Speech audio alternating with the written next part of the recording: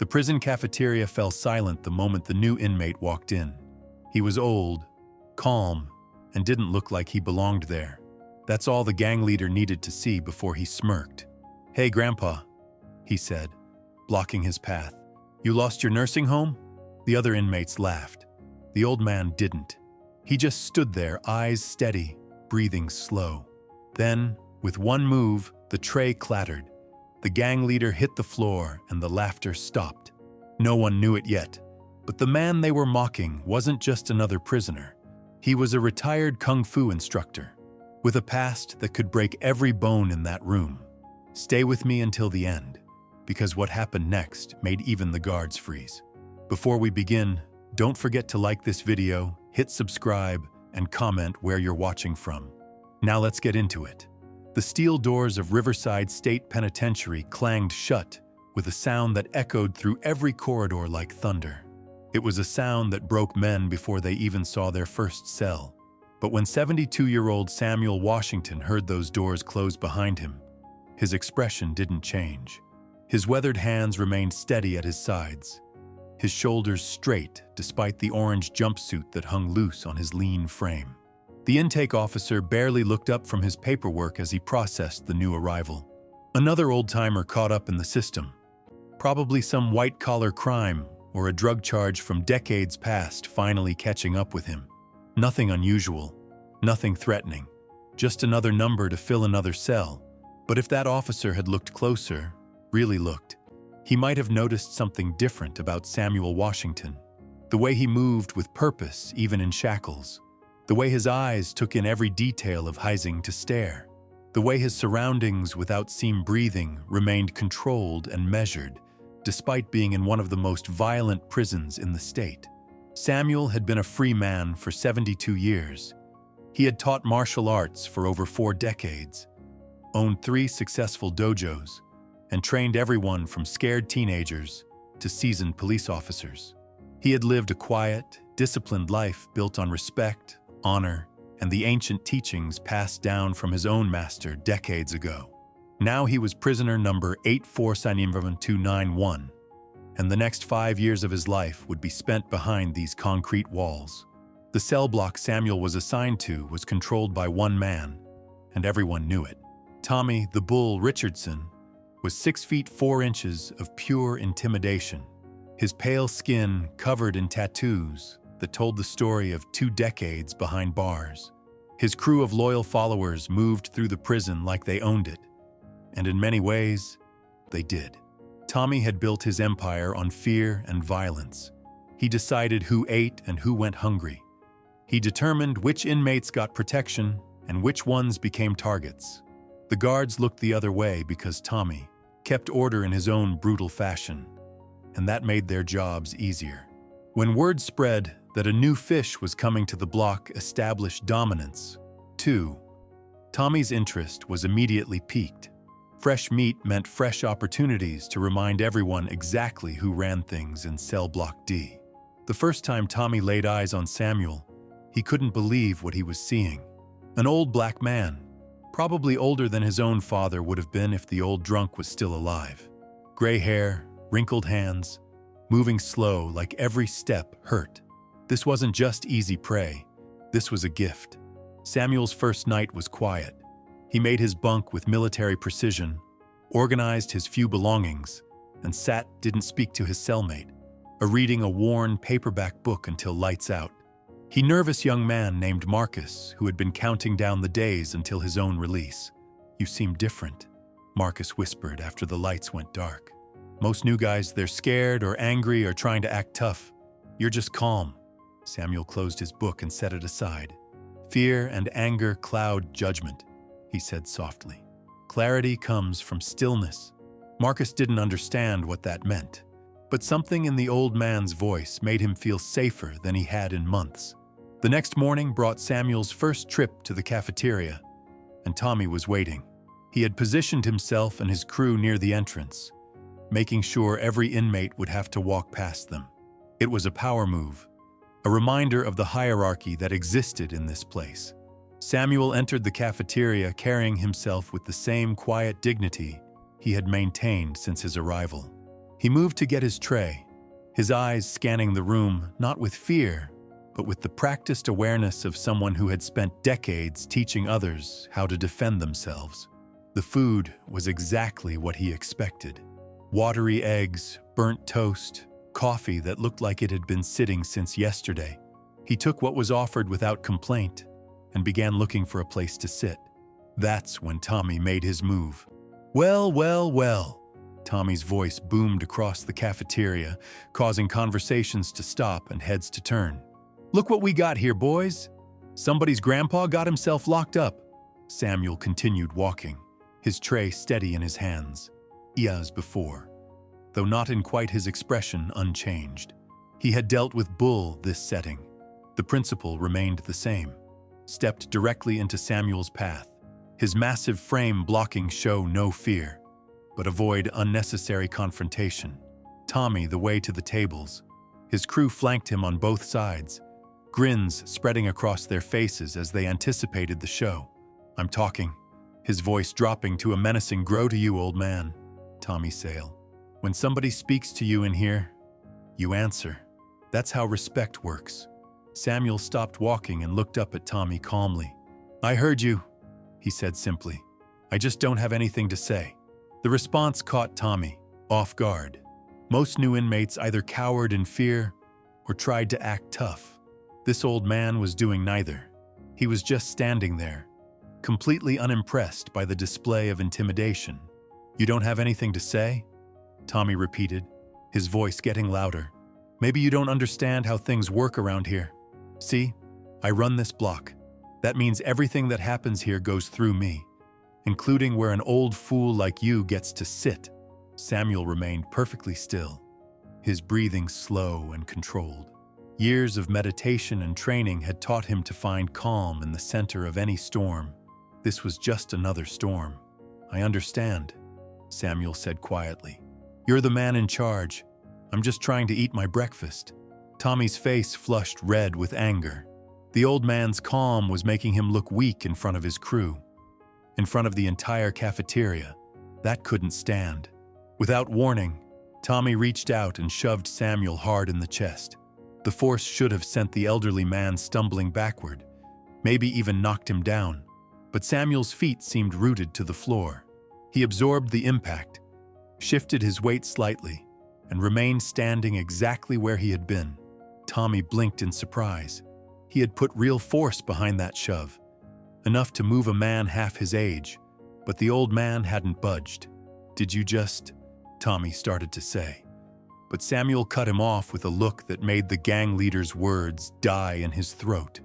For just a moment, Samuel's mask of calm slipped, and Tommy caught a glimpse of something that made his blood run cold. It was like looking into the eyes of a predator that had been pretending to be prey. The moment stretched like a taut wire. Tommy stared into Samuel's eyes and felt something he hadn't experienced in 20 years behind bars. Uncertainty. The old man's gaze held depths that spoke of training, discipline, and a quiet confidence that came from knowing exactly what he was capable of. But Tommy was the king of Cell Block D, and kings don't back down from challenges. Especially not from some elderly man who probably couldn't run a block without getting winded. "You think you're tough, old-timer?" Tommy snarled, stepping closer until he was towering over Samuel. "You think those tired bones can stand up to what I got waiting for you?" Samuel's response was barely above a whisper. "I think you should let me eat my breakfast in peace." The cafeteria had gone completely silent now. Every conversation had stopped. Even the guards at the far end of the room had noticed something was happening, though they weren't moving to intervene. Not yet. Tommy's crew was getting restless. They fed off their leader's energy, and right now that energy was building towards something explosive. One of them, a wiry man with tear tattoos named Snake, stepped forward. "Tommy, you want me to teach Grandpa some manners?" Snake cracked his knuckles, eager to please his boss and put on a show for the crowd. But Tommy held up a hand. This was personal now. The old man's calm was eating away at his authority with every second that passed. He needed to end this himself, decisively and brutally. "Nah," Tommy said. never taking his eyes off Samuel. I got this one. What happened next would be talked about in whispers for years to come. Tommy drew back his massive right fist, putting every ounce of his 250 pounds behind a punch designed to shatter the old man's jaw. It was the kind of blow that had dropped men half Tommy's age, the kind that ended fights before they really began. Samuel saw it coming from the moment Tommy's shoulder tensed. 43 years of martial arts training had given him an understanding of body mechanics that went beyond conscious thought. The punch was powerful but telegraphed, thrown with emotion instead of technique. Time seemed to slow as Samuel's body moved with fluid precision. His left hand came up in a gentle arc, deflecting Tommy's punch just enough to send it harmlessly past his head. At the same moment, his right palm struck forward with surgical accuracy, connecting with a pressure point just below Tommy's stare palm, and Samuel had spent decades perfecting it, applying them. The technique was called Iron's Breath. Disrupt his balance and send correctly. It could stop a man him crashing to the ground without causing permanent damage. Applied with full force, it could stop a heart. Samuel held back. Tommy's eyes went wide as frame folded in on itself as he dropped to his knees, gasping like a fish out of water. The breath exploded from his lungs. His massive tray Samuel had been holding clattered to the floor, spilling its contents across the concrete. The silence in the cafeteria was deafening. Snake and the rest of Tommy's crew stood frozen, unable to process what they had just witnessed. Their invincible leader, the man who had ruled this block through fear and violence for over a decade, was on his knees in front of an elderly inmate who looked like he should be playing chess in a park somewhere. Samuel looked down at Tommy with something that might have been pity.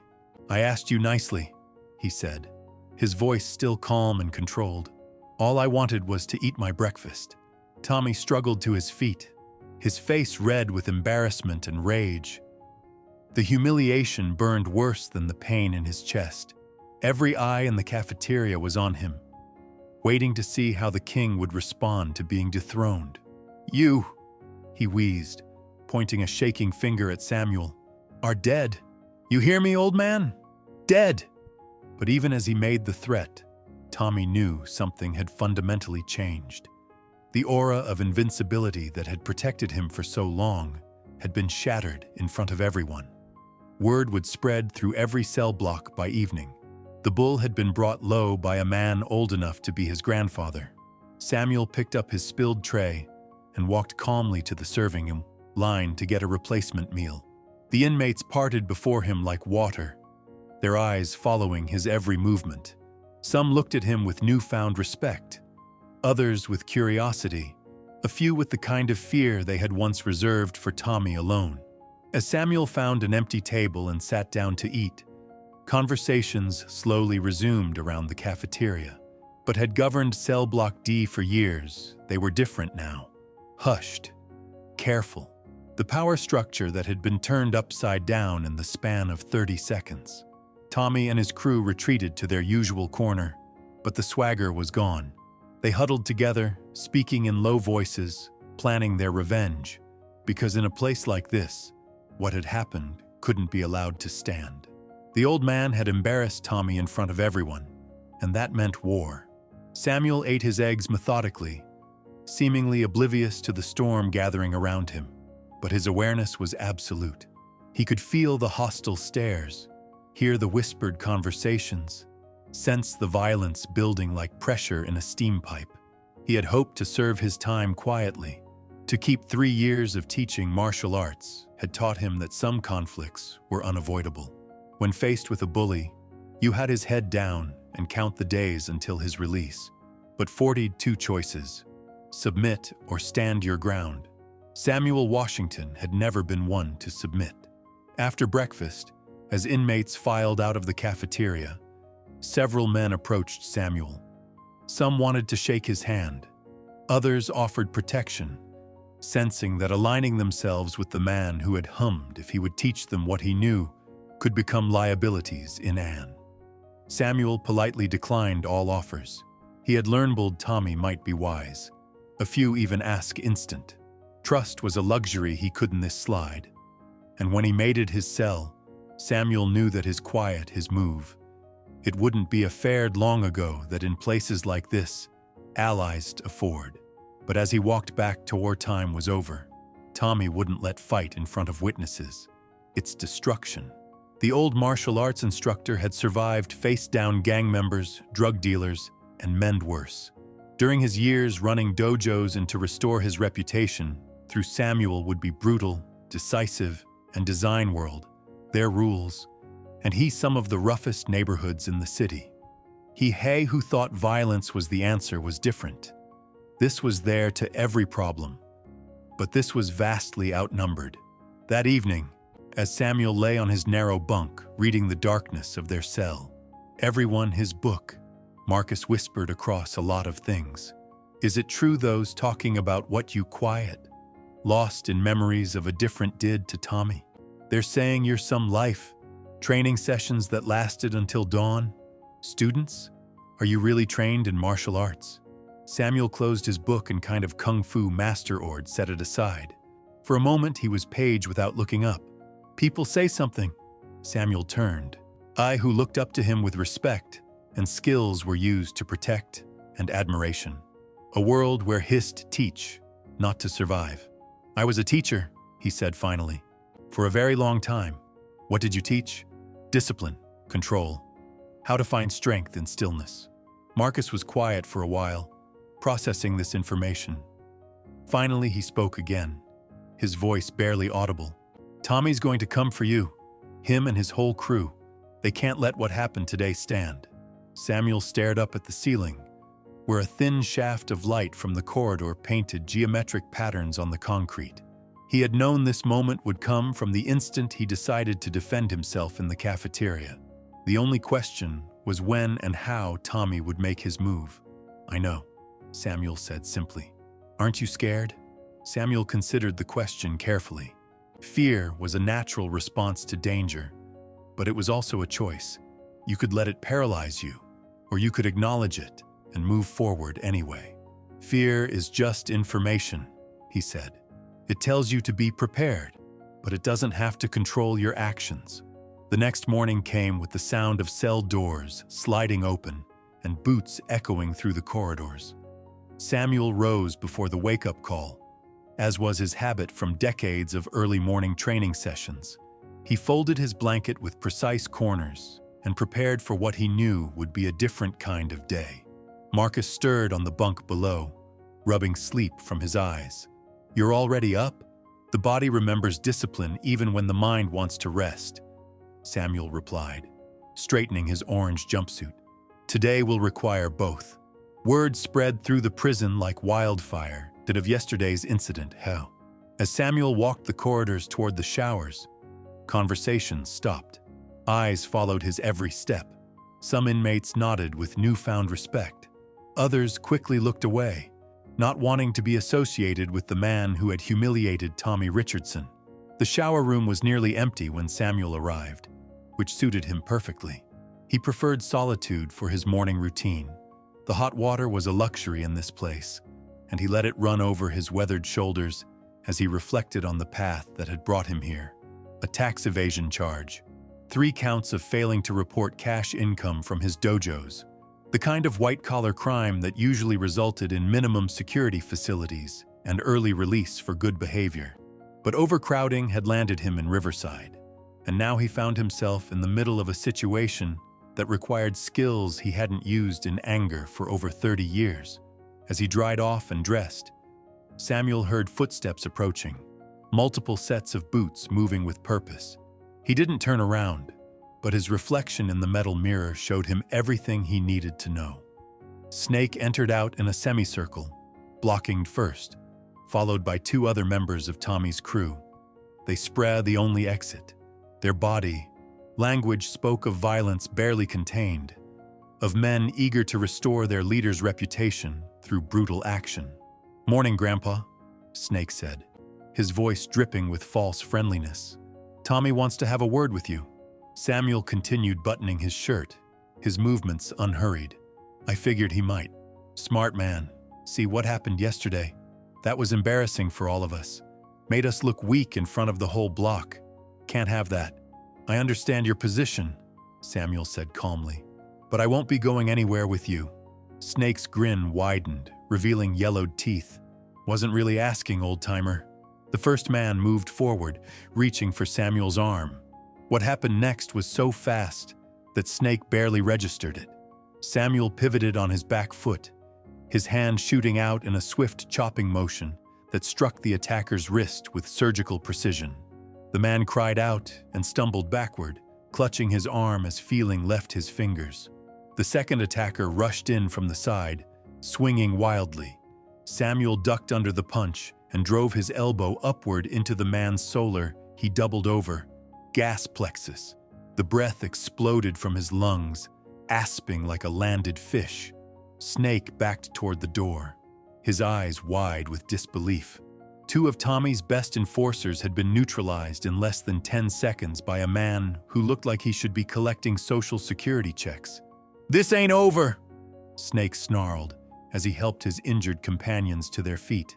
"Tommy's got plans for you. Big plans. Tell Tommy he knows where to find me," Samuel replied, straightening his shirt once more. "I'll be in the library." The library was Samuel's sanctuary in this concrete hell. Rows of worn books lined the walls, most donated by churches and community groups over the years. The selection was eclectic, ranging from romance novels to philosophy texts to technical manuals. Samuel had found a corner table where he could sit with his back to the wall and a clear view of all entrances. The librarian was a soft-spoken woman named Mrs. Chen, who had worked at Riverside for over 15 years. She had seen inmates come and go, witnessed violence that would haunt her dreams, but she had also seen moments of genuine transformation. Something about the elderly intrigued her. "You're a man who spent his mornings reading philosophy different from most of the men in here," she observed as Samuel returned a book on Eastern philosophy to the return slot. "We're all different, Mrs. Chen. Prison just strips away the pretenses that hide those differences. You speak like an educated man. What brought you to this place?" Samuel selected another book from the shelf, running his fingers over the worn cover. "Poor choices and good intentions. The road to this place is paved with both." Their conversation was interrupted by the arrival of other inmates. Samuel noticed them immediately, men he didn't recognize from Tommy's usual crew. Hired muscle from beyond Cell Block D's ability other blocks, brought in to handle a problem that had grown to solve internally. Mrs. Chen sensed the tension immediately. "Perhaps you should go," she whispered to Samuel. "I can call for guards." "No need," Samuel replied softly. "This was always going to happen. Better." The hired muscle approached with the swagger of men accustomed to intimidating others through sheer presence. The leader was a mountain of a man with arms like tree trunks and scars that spoke of countless violent encounters. They called him Crusher, and his reputation preceded him through every cell block in the prison. "You must be the old man causing all the trouble," Crusher said, his voice like gravel in a cement mixer. "Tommy Richardson sends his regards." Samuel closed his book carefully and set it aside. "I suppose talking this through isn't an option." "Talking time's over, Grandpa. You embarrassed the wrong man." The library erupted into chaos as other inmates scrambled for exits. Mrs. Chen retreated behind her desk, reaching for the emergency button that would summon guards. But Samuel knew that help wouldn't arrive in time. It never did when you needed it most. Crusher moved with surprising speed for his size, his massive fist cutting through the air toward Samuel's head. But Samuel wasn't there when the punch arrived. He had slipped to the side, his movement so smooth it seemed like he had simply faded from existence. The old man's counterattack was swift and precise. His palm struck Crusher's kidney with enough force to drop a grunted, "Years of prison normal man." But the giant barely violence had hardened him beyond normal human limits. His back fist, catching Crusher, spun with rolled away from a crushing, tumbled to the floor as Samuel blow that splintered the wooden, sending him stumbling into Samuel across the shoulder and a bookshelf where his head had been. The second attacker joined the fray, swinging a here-than-somewhere with innocent people nearby makeshift weapon fashioned from a toothbrush handle and razor blade. Samuel caught his wrist mid-swing, twisted sharply, and heard the satisfying crack of breaking bone. The weapon clattered across the floor as its wielder collapsed, screaming. But Crusher was relentless. He grabbed Samuel in a bear hug, lifting the smaller man off his feet and squeezing with enough force to crack ribs. Samuel's vision began to blur as the air was crushed from his lungs. In that moment of crisis, Samuel's training took over completely.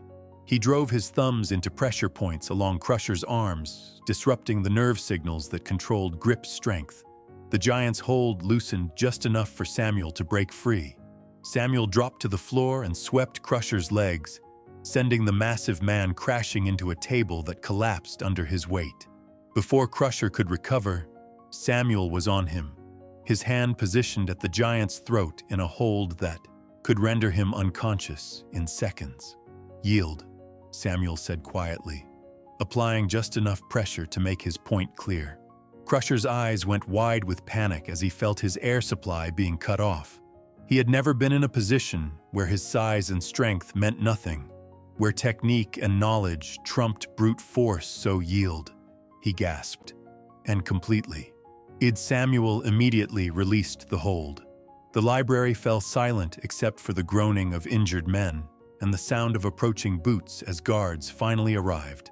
Samuel stood slowly, his orange jumpsuit torn and his shoulder aching from Crusher's blow, but otherwise unharmed. "What happened here?" demanded Sergeant Martinez, the head of security for Cell Block D. "Disagreement over a book," Samuel replied calmly, straightening his torn around at the destruction. "The shirt. It got out of hand." Martinez looked injured inmates, and the elderly man standing calmly in the center of it all. His experience told him there was more to this story, but prison politics were complicated. Sometimes it was better not to ask too many questions. Medical solitary was a small 48 hours. "Samuel, attention for the injured," Martinez ordered his men. "And you," he pointed at Samuel. "Solitary confinement." Nodded acceptance. Price to pay for sending a message that would echo through every cell block in the prison. The old man wasn't just dangerous, he was unstoppable. As guards escorted him away, Samuel caught sight of Tommy Richardson watching from the corridor. The gang leader's face was a mask of rage and frustration. His hired muscle had failed. Tommy's reach had limits. The inmate in Riverside knew that spectacularly, and now every solitary cell was 8 feet by 10 feet of concrete and steel. A narrow bed, a steel toilet, and walls that seemed to press inward with the weight of isolation loneliness. Samuel Hughes. Most inmates emerged from solitary broken, their minds shattered by the crushing. The time to meditate, to center himself for what he knew would come. Reputation was built on fear, and fear this stand. The next. Tommy couldn't let gang leaders required constant reinforcement. He would come crew and any allies he could muster.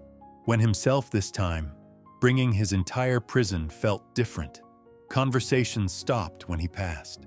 Even the guards treat Samuel emerged from solitary 48 hours later, fed him with a cautious respect that hadn't been there before. Word of the library incident had spread beyond visiting family members. Marcus was waiting in Riverside's walls, carried by transferred inmates, and I thought they might never let their cell. His face a mixture of relief and concern. "Man, you out. The whole block's been talking about what you did to Crusher." Yeah. He's called in favors from every Tommy still planning his next move?" Samuel asked, settling onto his bunk. "Oh, gang in the prison. Aryan Brotherhood, Mexican Mafia, even some of the black gangs that usually don't work territory, commissary money, whatever it with whites. He's promising them takes." Samuel nodded grimly. This was exactly what he had feared. Self-defense had escalated. A simple would happen. His actions in bullying situation into something that could tear the entire prison apart. How many men is he gathering? 20, maybe 30, all serious players with nothing to lose. Samuel of calm that had sustained him through decades of teaching closed his eyes and tried to find the center and training. But for the first time since arriving at Riverside, he felt the weight of genuine concern settling on his shoulders. 30 violent men, armed and organized, coming wanted to serve his time in peace. Even with, for one elderly martial artist who just all his training and experience, Samuel knew that some battles couldn't be won through skill alone. The question wasn't whether he could survive what was coming. The question was how many others would be hurt in the process, and whether standing his ground was worth the price that others might pay. That evening, as word spread through every tier and cell block, Samuel sat quietly on his bunk, knowing that tomorrow would bring the storm he had been trying to avoid. The whispers carried details of Tommy's growing alliance, names of dangerous men from every corner of the prison who had agreed to participate in what was being called the biggest coordinated attack in Riverside's history. Marcus paced nervously in their small cell, occasionally glancing at Samuel with a mixture of awe and terror. Man, they're saying Tommy's got guys coming from maximum security, lifers with nothing to lose. Why don't you just ask, looked up from the meditation pose he had assumed on for protective custody? Get transferred out of here? Samuel, his thin mattress. Running away doesn't solve the problem, Marcus. It just moves it somewhere else. But this isn't your. It became my fight the moment I decided not fight anymore. This is war, Samuel replied calmly. Everything that's to let Tommy pour my breakfast on the floor. Old man's words carried a weight that made Marcus stop. Happened since then has been a consequence of that choice. The pacing. There was something in Samuel's voiced impossible odds before, and found a way through them. You, a certainty that spoke of a man who had face? Samuel was quiet for a long moment. Really think you can take on 30 guys, his eyes distant. When I was younger, I might have believed I could. Age teaches you humility, but sometimes you don't fight out at 10 sharp. Plunging the cell block because you think you can win. You fight because it's the right thing to do. The morning came with an eerie quiet that settled over cell block D like fog before a storm. Samuel rose at dawn, as he always did, but today felt different. The air carried tension so thick you could taste it. Even the guards seemed on edge, their usual casual demeanor replaced by alert watchfulness. Marcus had barely slept, his eyes darting to the cell door every few minutes. They're coming today, he whispered. Everyone knows it. The whole prison's holding its breath. Samuel nodded slowly, folding his blanket with the same precise movements he had performed every morning for months. Then today we find out what we're really made of. As the cell doors opened for morning count, the usual shuffle of feet and murmur of voices was replaced by an unnatural silence. Inmates moved carefully, keeping their heads down, sensing that something explosive was about to happen. Even the most hardened criminals knew when to stay out of the way. Samuel walked to the cafeteria with measured steps, his breathing controlled, his mind centered. He could feel the weight of hundreds of eyes on him, some filled with curiosity, others with fear, and more than a few with the hungry anticipation of spectators waiting for blood. The cafeteria felt like a powder keg waiting for a spark. Tommy sat at his usual table, but today he wasn't alone. The faces surrounding him told the story of every alliance he had forged, every favor he had called in, every threat he had made.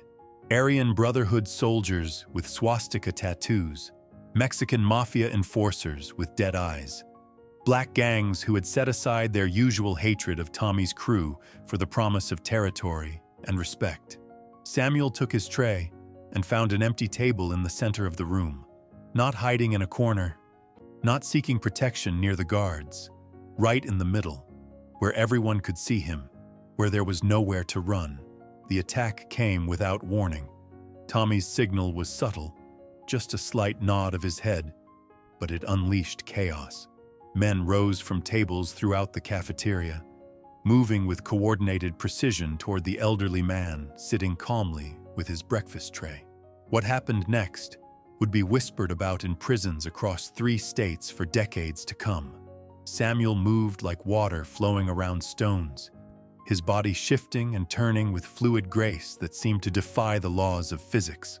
The first attacker's knife thrust met empty air as Samuel stepped aside, his palm striking with surgical precision at pressure points that dropped the man instantly.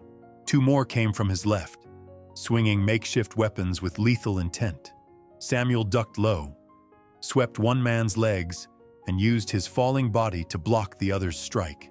His elbow found ribs, his knee found a solar plexus, and both attackers crumpled. The room erupted into complete pandemonium as more men joined the assault. But Samuel was no longer fighting individuals. He was fighting the mob itself, using their numbers against them, turning their aggression into a weapon that struck down their own allies.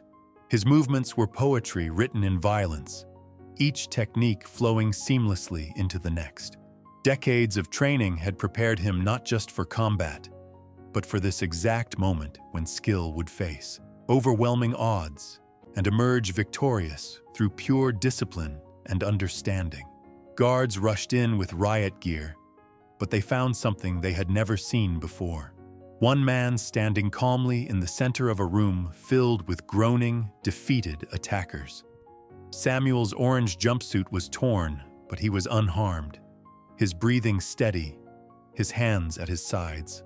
Tommy lay unconscious near the overturned tables, his grand alliance shattered along with his reputation. The king of Cell Block D had been dethroned not by another gang leader, but by a 72-year-old man who had simply refused to be intimidated. In the weeks that followed, Samuel Washington became a legend within the walls of Riverside State Penitentiary, not because he sought power or control, but because he had shown that true strength comes from discipline, that real power flows from inner peace, and that sometimes the most dangerous person in the room is the one who looks the least threatening. He served the remainder of his sentence without incident, teaching meditation classes in the library and showing younger inmates that there was a path beyond violence. When his release day finally came, Samuel walked out of those steel doors the same way he had walked in, with quiet dignity and unshakable calm.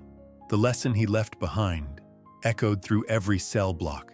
Never judge a man by his appearance, because you never know what kind of power lies beneath a gentle exterior. Sometimes the greatest warriors are the ones who choose not to fight until the moment comes when they have no other choice.